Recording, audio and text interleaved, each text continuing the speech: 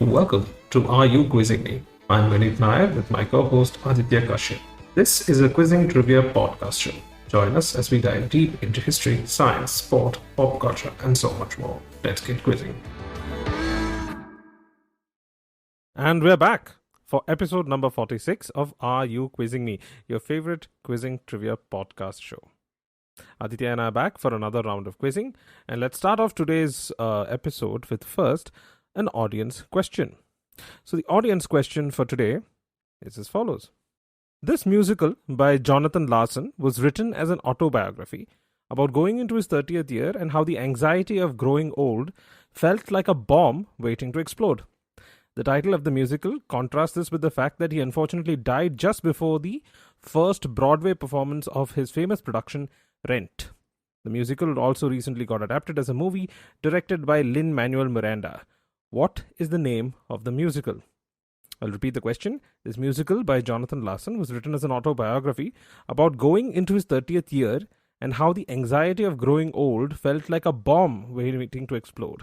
The title contrasts this with the fact that he unfortunately died just before the first Broadway performance of his production, Rent. This musical also recently got adapted as a movie directed by Lin-Manuel Miranda. What is the name of the musical? We'll answer this question at the end of today's episode. And now, we have to go to Aditya for his question from last week. So, Aditya, what was your question and what's your answer? So my question was, what if Die Hard was made in India? What is an iconic part of Die Hard that will have to change to adapt it to an Indian context? And I was thinking of maybe a famous dialogue, or perhaps changing the location of Nakatomi Plaza to, I don't know, the Antilla. But here's when I realized that Die Hard is more than just its iconic dialogues and its location setting, or even the fact that it's a Christmas movie. It is perhaps even more than John McClane, and that's because Die Hard is very much defined by Hans Yes. Gruber. Hans Gruber perhaps deserves the most credit for making Die Hard what it is, which begs the question, if Die Hard was made in India, how would you make Hans Gruber more Indian? And here we can just change his name to be more Indian. And do you know what Gruber means, I do Vineet? not. This is actually fact. I'm not making this up. Gruber is a German surname which basically refers to a person from a geological depression, mine, or pit. It's a topographic name. It is the most common name in last name in Austria. So Gruber refers to somebody from a mine.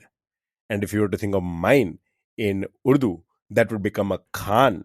Okay. So I believe Hans Gruber should be Hassan Khan in India, and that would be a very good way to pay homage to that iconic character. And that, friends, is how I would For adapt. a second, I was thinking you were going to go for from Hans Gruber to Gulshan Grover. Somehow that perhaps might be have been a better answer, but let's pretend like mine was the right answer for that question. Yes, it is, of course, of course. So let's go crack on with our regularly scheduled programming of quizzing. Aditya, why don't you start us off for today? X was invented in 1953 by Leonard Stern and Roger Price. Stern and Price created X but could not agree on a name. A name was not chosen until 5 years later when, in 1958, Stern and Price were eating Eggs Benedict at a restaurant in New York City. While eating, the two overheard an argument at a neighboring table between a talent agent and an actor. The actor said that he wanted to Y in an upcoming interview.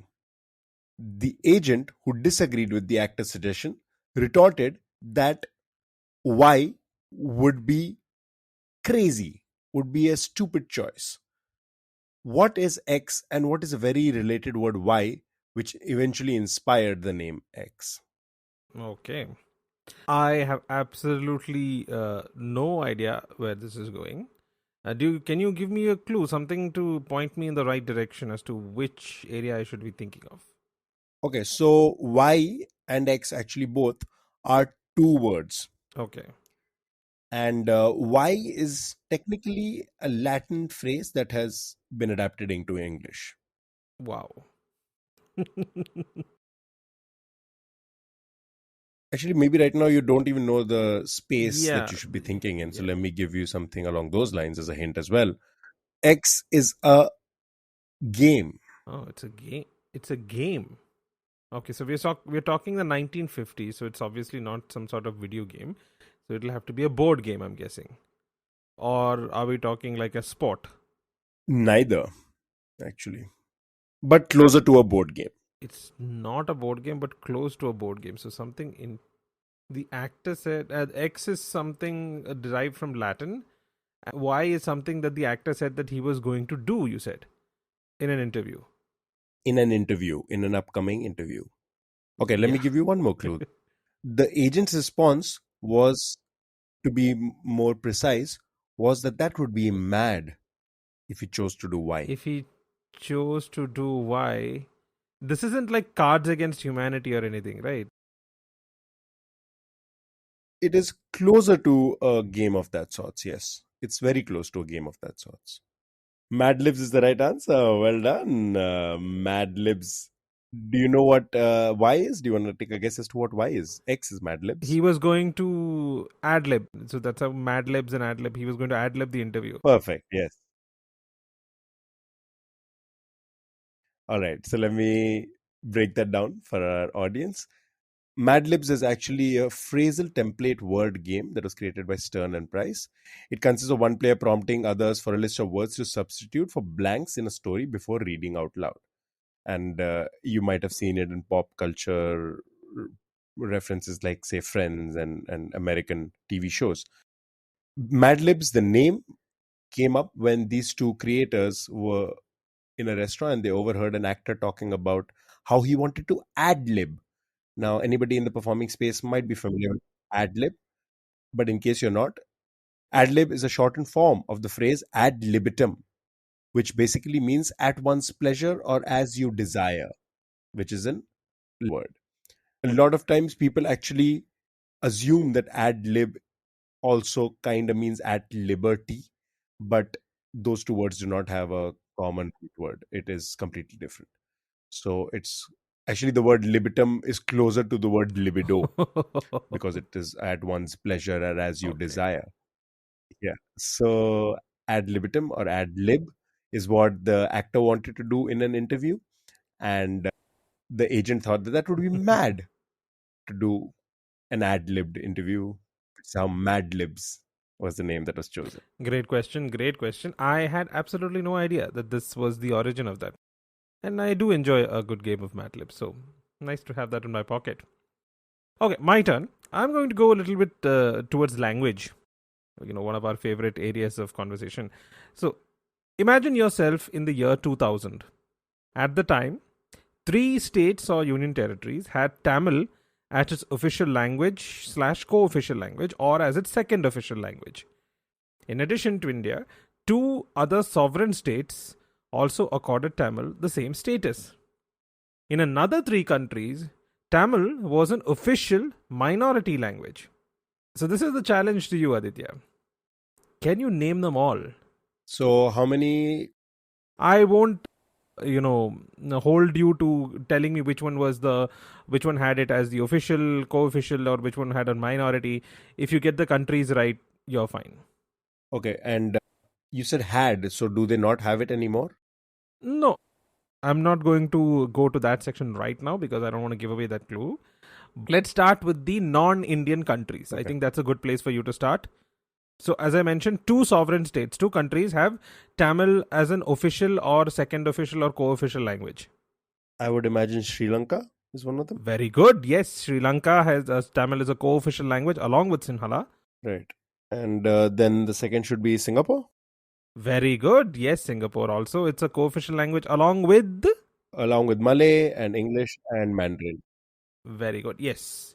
Yes. I sound like a school teacher right now, but chalo, it was a very good answer. So, now as I mentioned, there are 3 countries where Tamil is an official minority language. This may be a little tougher, but you may be able to guess this. Okay, so because I know Singapore's official language is Tamil, I'm going to try and guess perhaps Malaysia. Very good. Yes. They also have a significant Tamil population. The Malaysian government recognizes Tamil as a minority language along with Chinese. You're fine. Very good. 2 more countries. 2 whole countries, oh boy. Can I get a hint for these countries? I don't have a clue right now. Okay, so one has a huge Indian diaspora. It's one of the largest Indian diaspora countries, which also has its own a very strong historical and cultural link to India. I object to that hint because that hint is completely meaningless. Every country has a huge Indian diaspora.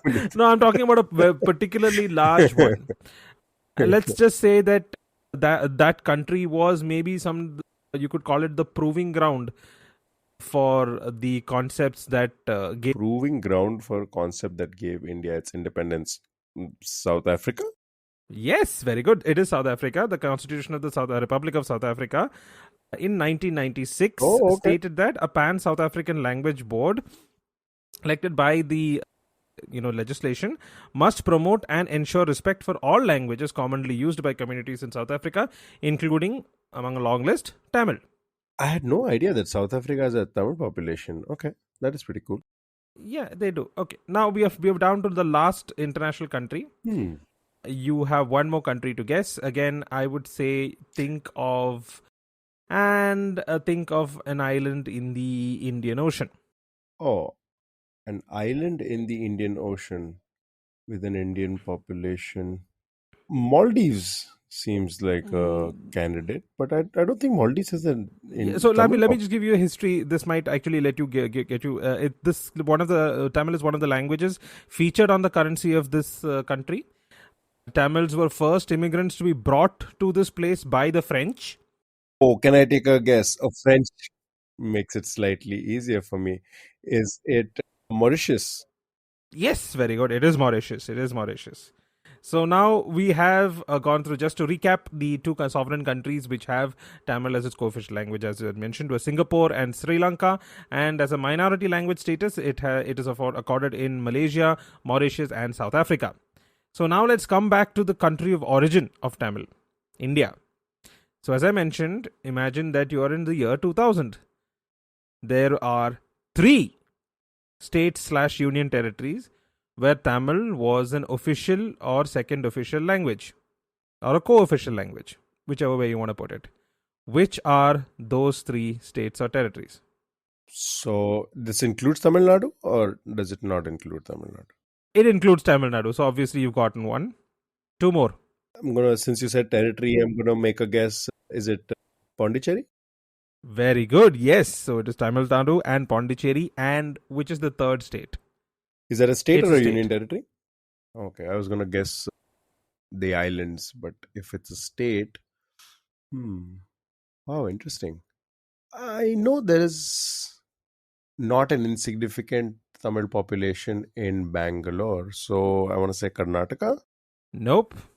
That would be a very, very controversial choice, because especially in South, linguistic borders are very highly respected.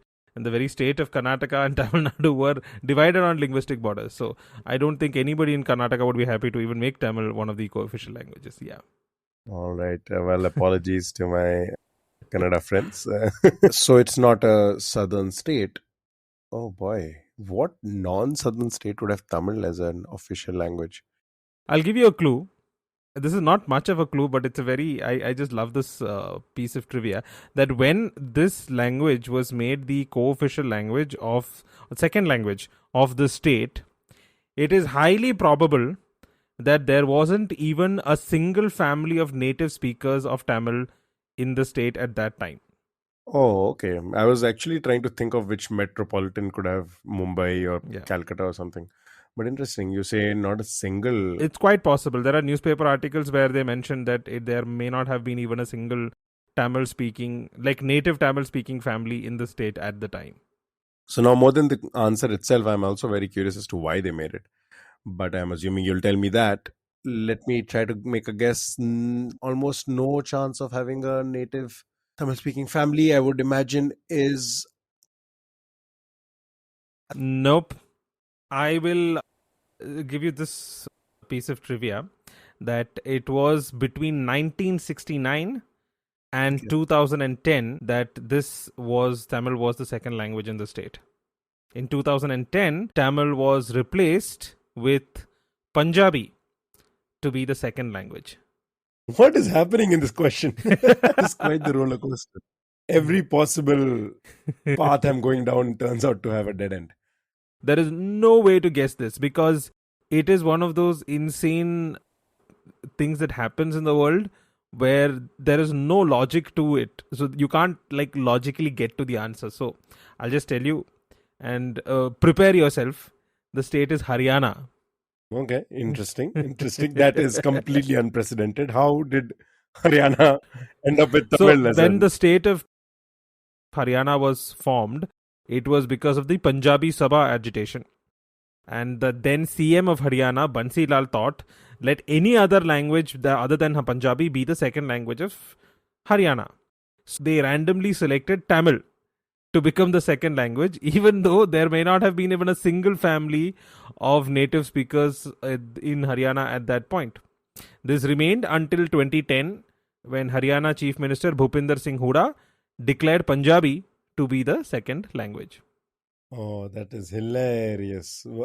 Just to stick it to to Punjabi speakers. Oh no. That is a fun question. That is such a... Very random, very random. When I first read this, I was like, there is no way this can be true. There is no way that Tamil is the second official language of Haryana, of all states. Okay, so the next question I'm going to ask moves from India all the way to the US. Okay.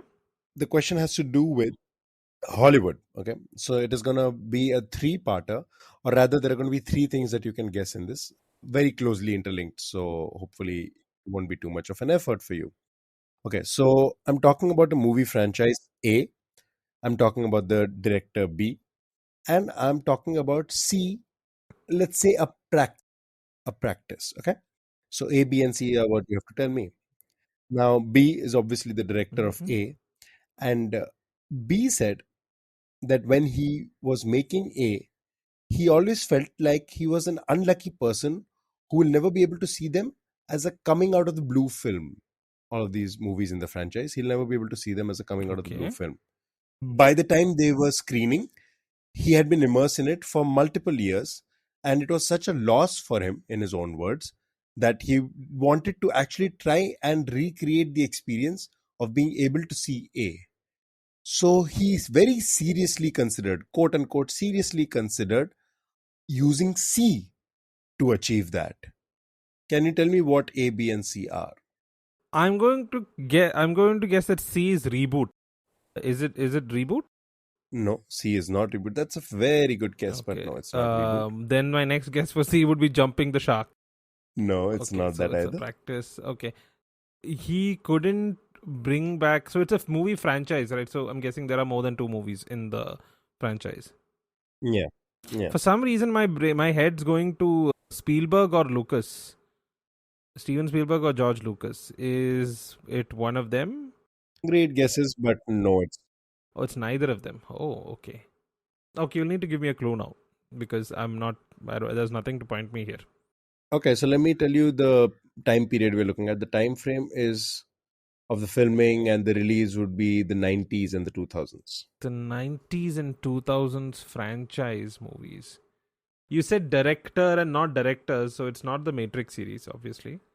It's not Steven Spielberg or George Lucas, so it's not the Indiana Jones, it's not Jurassic Park, and it's not what do you call it? Star Wars either.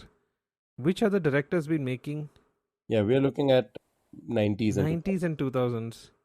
Is this the young adult / child action adventure series Three Ninjas? It is a lot more mainstream than that. I'm so surprised you went to Three Ninjas before you came to the answer. Oh God, this must be something so obvious, but I'm just blind to it right now. Oh God, no. You'll another clue, please.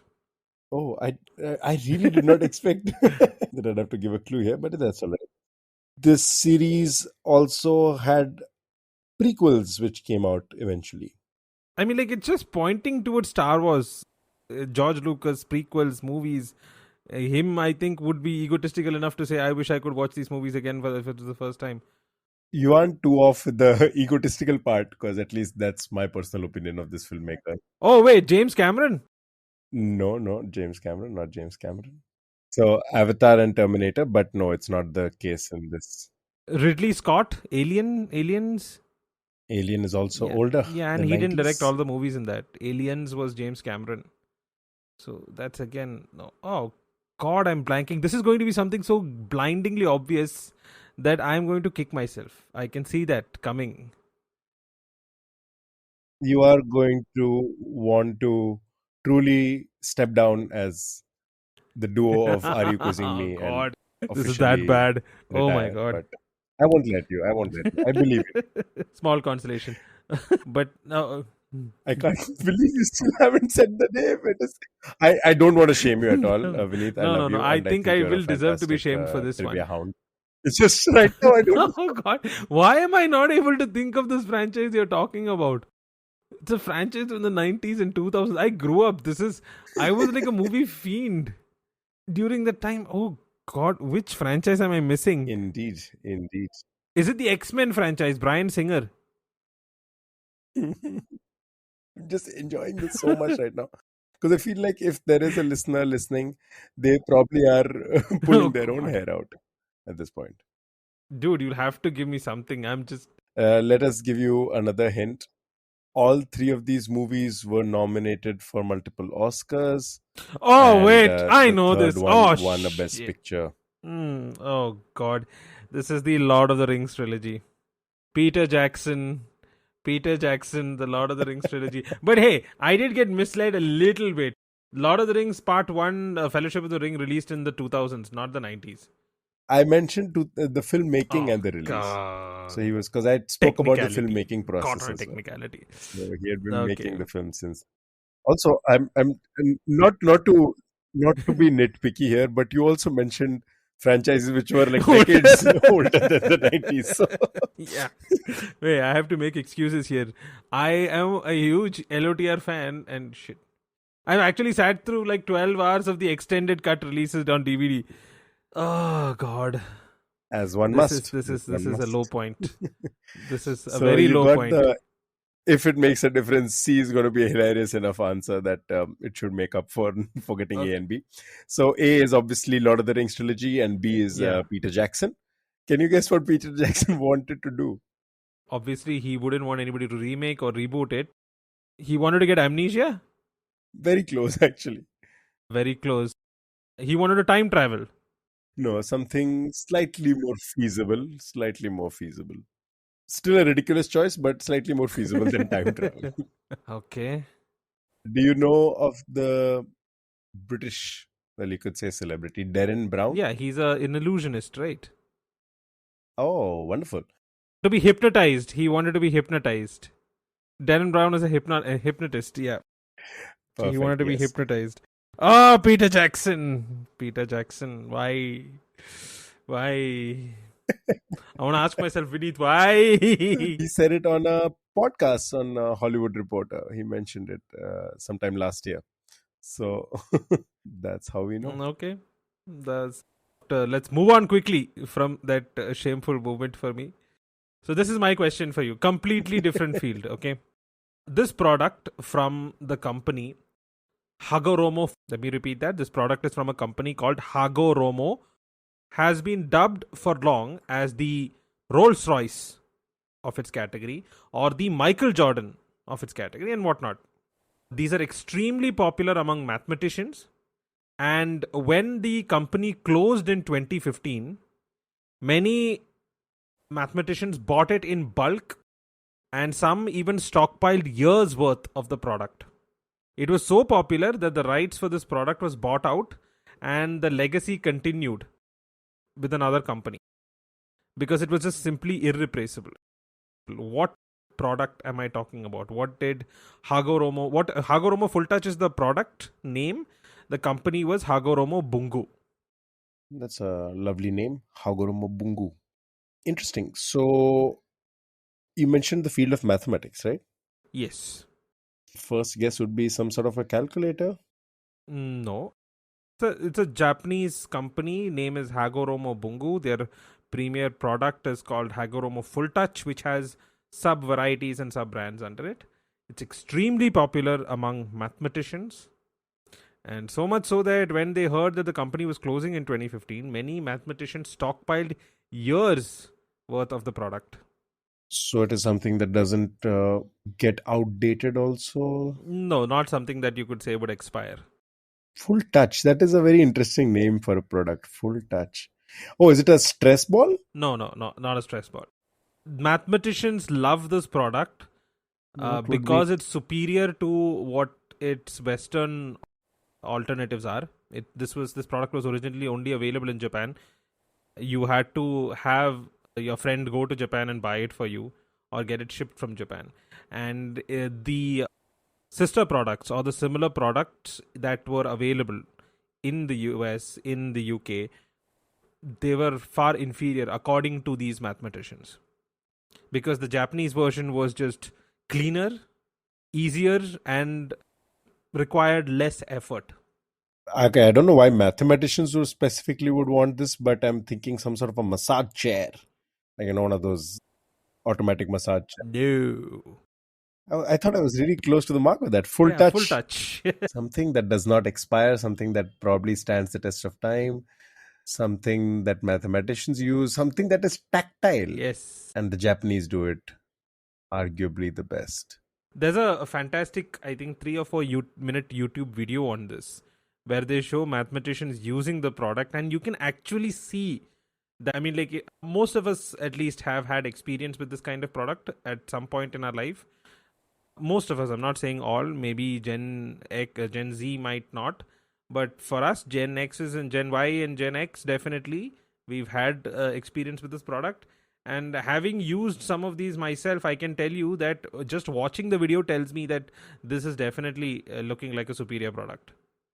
Oh, you have used a type of this product, but you haven't used the full touch. No, I've not used the full touch, no. Though, frankly, I want to, after seeing the video. Does it have anything to do with a pen, a writing instrument? Oh, you're very close, very close. Not a pen, though. Oh, all right. Oh, is it a chalk? Yes. So it is chalk. So Hagoromo Bungu is a Japanese office supply and chalk company. It is best known for having produced the Hagoromo Full Touch Chalk, which is a brand of blackboard chalk. Though mainly sold in Japan and South Korea, it came to be used worldwide because of its ease of use. Nonetheless, general decline in chalk sales, among other factors, led to its shutdown in 2015.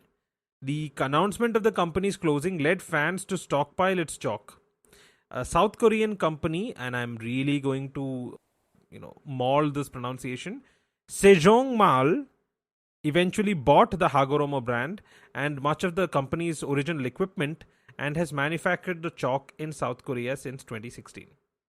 There is a YouTube video that, if a simple search will get you to it, it's a 3 to 4 minute video about mathematicians talking about how easy it is to use this chalk, how cleaner it's very easy to clean when you're wiping it off. The lines are sharper, and apparently some even say that you can't even write a false theorem with this chalk. They've given it some kind of mystical qualities. And there were people, when the company had shut down, who had stockpiles, who were acting like chalk dealers to their colleagues, like drug dealers. So yeah, so chalk, it's an unlikely product, but mathematicians go crazy over it. I would recommend everybody watch the YouTube video. A Google search will bring to it. It's a 3 to 4 minute video. Won't take too much of your time, but it does show you how much they really love the chalk. Very interesting. Very interesting. So Aditya, hit me with your next question. Okay, so for the next question, I'm going to ask you something related to the world of business. Mm-hmm. And this has to do with a Japanese company. And I'm going to tell you what the name of the company is. Tell me which company I'm talking about. The original name roughly meant House of Exquisite Workmanship. House of Exquisite Workmanship. That was the original Okay. name. Mm-hmm. Later, it was shortened because the shortened version just meant exquisite. And it is also homophonous with the word for success. So the Japanese word that was shortened to means exquisite, and it's also homophonous with the word for success in Japanese. Okay, so without any particular clue as to which region, I'm going to just rattle off a couple of guesses because that's all they are. These are just guesses. Is it Nikon? Nope. I think this is just going to end up as me guessing all the Japanese companies that I know. Is it Canon? No. Okay, let me give you more context. I haven't even told you the industry that we are talking about. I've Industry, just yeah. told you. But before I tell you the industry, I'll tell you a little bit more about the name. So, great guesses so far, but I feel like I'll need to give you the industry at least. And here Yes. it helps to know that the company that is in question is one of only two companies considered to be vertically integrated in its industry. Before I tell you the exact industry, let me tell you it is one of two companies which is vertically integrated in its industry. And the second For one the sake is of our a audience, would you Swiss mind company. explaining what vertically integrated means? Of course, I'll tell you what vertically integrated means, but also the second company is a Swiss company. That should hopefully take you very close. Is this Seiko? Well, Seiko is the right answer. All right. You didn't even need to. No, because the moment you said it's a Swiss, the other is a Swiss company. It clicked that it's a watch. You're absolutely on the money over there. Vertical integration, by the way, since you asked, is an arrangement in which the supply chain of a company is integrated and owned by that company. Oh, So okay. everything is owned and managed by the, yeah.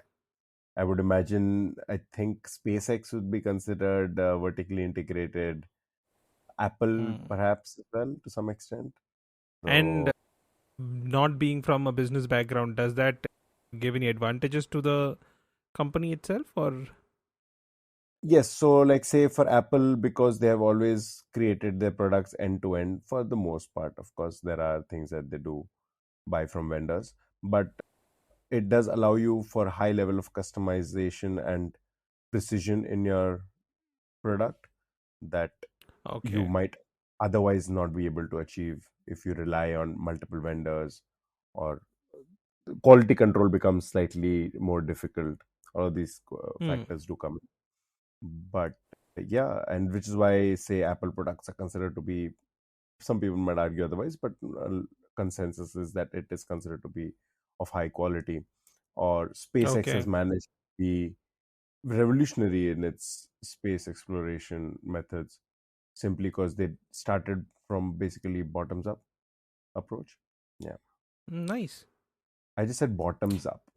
I'm a top Which- down actor. no, I meant like instead of bottom up, I said bottoms up, which is But basically uh, which is we're basically what you recording say this. when you want to get drunk. And going off of Elon Musk's recent Twitter, you would imagine he is hopefully on alcohol. That would I hopefully have be. completely excised Elon Musk from my daily, you know, capsule of news that I read. It's become too crazy now. For you, good for you. All right. So yes, Psycho was the right answer for that question. It The name Psycho actually means exquisite in Japanese. It is also homophonous with the word for success, which is also Psycho. Seiko, I'm not sure how it is pronounced, but that is the name. And Seiko Sha was the name in 1892 under which clocks were produced, which roughly meant house of exquisite workmanship. Nice, nice. The Swiss company that you mentioned, which is also vertically integrated in the watch industry, which one would that? Which one is that? You want to take a guess? So Swiss. I mean, like when you're looking at Swiss watches, there are quite a few, but I'll start off with Rolex. Rolex is the one. Rolex. Okay. Yeah. My next one was going to be Omega.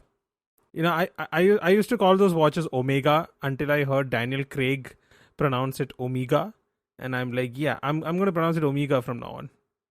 Well, if Daniel Craig does it, you might as well do it. Yeah. Yeah, James Bond. I mean, like James Bond made the watch cool, so then like funnily enough, Seiko was my dad's go-to watch brand for many years. Frankly. Interesting. Yeah, and so because of that, maybe because I don't know, I've never thought of that as a kind of premium watch because people used to buy it left, right, and center. I knew a lot of people who wore it because I'm in the Middle East when I grew up in the 90s. But now Seiko is considered like a very premium brand. It's very expensive. In those days, it was quite affordable. I worn a couple of Seiko watches in my time. Now it's one of those. It's what Japanese brands which competes with Swiss brands for being premium and whatnot. There's actually a very fascinating history behind these Swiss clockmakers, watchmakers, and the Japanese watchmakers. And perhaps sometime in the future, I will ask a question which has to do with it. But let me throw a free one right here. Okay, Speaking of this is fun. speaking of brands which perhaps didn't have so much premium to begin with, but eventually acquired a premium status. Do you know what Swatch stands for? Swiss watch. Second watch. Like Oh, the as in second one copy. that you would own. Yeah, the second one you'd own because it was intended to be casual and disposable as an accessory. They didn't even intend for it to be this premium fancy little watch that you might be owning. Moving, and this is a nice segue from Swiss watchmakers to Swiss chemists. Oh, This material was invented by Swiss chemist Jacques E. Brandenburger. So Jacques saw a wine spill on a restaurant tablecloth and was inspired to create a cloth that would repel liquids instead of absorbing them. What material did Jacques create? I will give clues, but let me see if you can get it this way. polyester? No, good guess, but no. But polyester does not. It isn't water resistant. So the name. My first clue for you is this: the name of this material. Again, I'm calling it a material. I'm not calling it a cloth, right? Because he ended up making a material which was water resistant, and the name of this material was taken from its primary ingredient and an adjective that described its appearance. So the word is almost So like is a it like portmanteau for combination? these two things. A portmanteau for the primary component and for an adjective. Is that right? Yes. Yes. Can I clarify what time period are we looking at? This is 1908. 1908. Okay. All right. What is the name of the chemist again? Jacques E. Brandenburger. And it is a type of cloth, right? I said material. I did not say cloth. He intended to create a kind of cloth. It has a lot of usages, so I'm not going to go more than that. Oh, okay. So if it is not necessarily a cloth, that really opens up the field. Interesting. Yes. I'll give you the adjective. I'll give you a synonym for the adjective that was used to name the basically it's a more fancy word for transparent, or it's an adjective which is similar to the word transparent. The adjective is similar to the word transparent. So the adjective is a synonym of transparent, but in a different language, in French. That does not help me. I don't speak French. No. Vineet. But to be fair, the adjective in French also has a very similar sounding in English as well. Okay, I'll give you one more clue. It fell out of favor in the middle of the last century. Okay, but it has now Okay. come back into prominence because it is 100% biodegradable. But I'm going to go back to the synonym. Is it glossy? No. Okay, I will give you the name of the material and the English version of the adjective. Right. That should give you the answer. So he created this material, which was initially in the form of a film, using cellulose. Oh, wait. Is it cellophane? Yes, it is cellophane. It is okay. So to complete it, he took cello from cellulose and phane from diaphanous. Diaphanous or Never heard that. diaphane is something for very thin, something that's almost see through. So he called the new material, he called cellophane. It's a thin, transparent sheet made of regenerated cellulose. Its low permeability to air, oils, greases, bacteria, and liquid water makes it useful for food packaging. It is highly permeable to water vapor, but may be coated with nitrocellulose lacquer to prevent this. It's also used in transparent pressure sensitive tape, tubing, and many other applications. It is compostable, biodegradable, and can be obtained from biomaterials. It's a generic term in some countries, while in other countries it is a registered trademark. Okay. Okay. That is pretty cool. I would have never guessed that adjective because, let's be real, nobody ever says diaphanous when Unless talking about you're trans. reading some very naughty books. Because diaphanous is a term usually used for to describe fabrics and dresses which are very light and not particularly opaque. So I mean, veils. sure.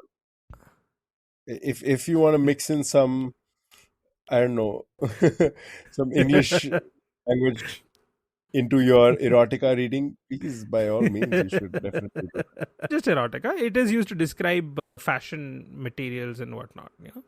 High fashion, that. haute Okay. couture. I hear you. I hear you. All right. So that was the last question for today's episode. And before we wind up today's episode, Aditya, what is your question for this week? Ooh, my question for this week has to do with the question I last asked, which was the Japanese watch company Seiko. And if Seiko was an Indian company, what would they be making? Is my question, which I will answer in the next episode. So, what would Psycho be making if they were an Indian company? Stay tuned for next week's episode to find out. Now, I had asked a question at the beginning of today's episode, so I'm going to reveal the answer for that. The question was, this musical by Jonathan Larson was written as an autobiography about going into his 30th year and how the anxiety of growing old felt like a bomb waiting to explode. The title of the musical contrasts this with the fact that he unfortunately died before the first Broadway performance of his production Rent. This musical also recently got adopted as a movie directed by Lin-Manuel Miranda. The question was, what is the name of the musical? Aditya, do you know which musical I'm talking about? Musical that I really liked, actually, Tick Tick Boom. And I mean the movie, obviously, the movie musical. The Tick Tick movie Boom. version of it, yes. But you're right, Tick Tick Boom. And for the audience, let me just expand on that a little bit. Jonathan David Larson was an American composer, lyricist, and playwright. Most famous for writing two musicals. One is the world famous Rent, and the other is Tick Tick Boom. He received 3 posthumous Tony Awards and a posthumous Pulitzer Award Prize for drama for Rent. Tick Tick Boom was named one of the best films of 2021 by the American Film Institute, was nominated for Best Motion Picture, Musical or Comedy at the 79th Golden Globe Awards, and Best Picture at the 27th Critics' Choice Awards. For his performance, lead actor Andrew Garfield earned numerous awards, including the Golden Globe Award for Best Actor in a Motion Picture, Musical or Comedy, as well as a nomination for the Academy Award for Best Actor. That's the audience question for today. Well done, Aditya. You got that very quickly. And before we wind up, what is your pop culture recommendation for this week, Aditya? All right. So, my pop culture recommendation for this week is a book that I'm currently reading and I already love so much that I feel confident recommending it, even though I've not finished it. I'm close to finishing it, and I highly doubt the last few pages are going to change my opinion of it. So, it is already great. It's this book called Someone Who Will Love You in All Your Damaged Glory. It is by Raphael Bob Waksberg, the same person who's behind, again, another pop culture recommendation, BoJack Horseman. So if you have Oh, not checked out BoJack Horseman, you should check that out. Fantastic show. And the person behind it also wrote this book. Fantastic book. 2 things I would highly recommend for this week's pop culture recommendation. I will definitely check that out. It sounds very intriguing and, might I say, a fantastic title for a book.